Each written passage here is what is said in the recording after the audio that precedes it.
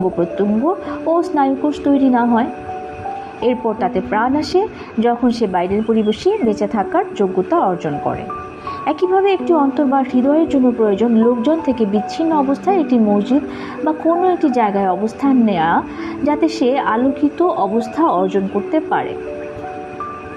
যখন একটি হৃদয় সেই অবস্থায় পৌঁছে যায়, তখন সে সফর করতে পারে এই মহাবিশ্ব থেকে তার নির্মাতার দিকে, সৃষ্টিকুল থেকে সৃষ্টিকর্তার দিকে, নিদর্শন, নিয়ম ও ইবাদতের প্রক্রিয়ার বাস্তবতা থেকে গৌরব, অর্থময়তা, হিকমা ও উচ্চতর লক্ষ্যের এক দুনিয়ার দিকে। এই সাময়িক বিচ্ছিন্নতা একটি অন্তরকে খাঁটি বিশ্বাস ও স্রষ্টার সাথে সত্যিকারের যোগাযোগ স্থাপনের দিকে নিয়ে যায়।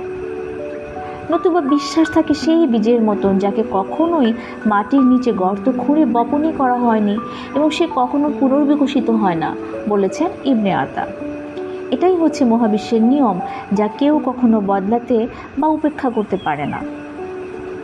চিন্তা ভাবনার খাতিরে যে গণবিচ্ছিন্নতা, তার মধ্যে রয়েছে অনেকগুলো সুবিধা। একটি সুবিধা হলো এই যে এটি গুজব ও গীবতের মতন গুনাহ থেকে বেঁচে থাকতে সাহায্য করে। আরেকটা সুবিধা হলো এই যে এটা একজন বান্দাকে প্রশিক্ষণ দেয় তার জীবকে তার ধ্বংসকারী প্রভাব থেকে মুক্ত থাকতে সাহায্য করে। সব কিছুর পরেও একজন মানুষ তর্কপ্রিয় হয়। বলা হয়েছে কুরআনের 18 নম্বর সূরা 54 নম্বর আয়াতে, লোকজন থেকে বিচ্ছিন্নতার ফলে একটি অন্তর অন্য মানুষ ও তারা কিভাবে সেই সব চিন্তা থেকে দূরে থেকে নিয়তকে পরিশুদ্ধ রাখার ব্যাপারে প্রশিক্ষণ পায়। যদিও একাকিত্বের মধ্যে রিয়া বা লোক দেখানোর স্বভাব আমাদের অন্তরে প্রবেশ করতে পারে। যেমন আমরা লোক দেখানোর জন্যই হয়তো একাকিত্ব বেছে নিতে পারি, দেখাতে পারি, একাকিত্বের মধ্যে থেকে লোকজনকে দেখাতে পারি।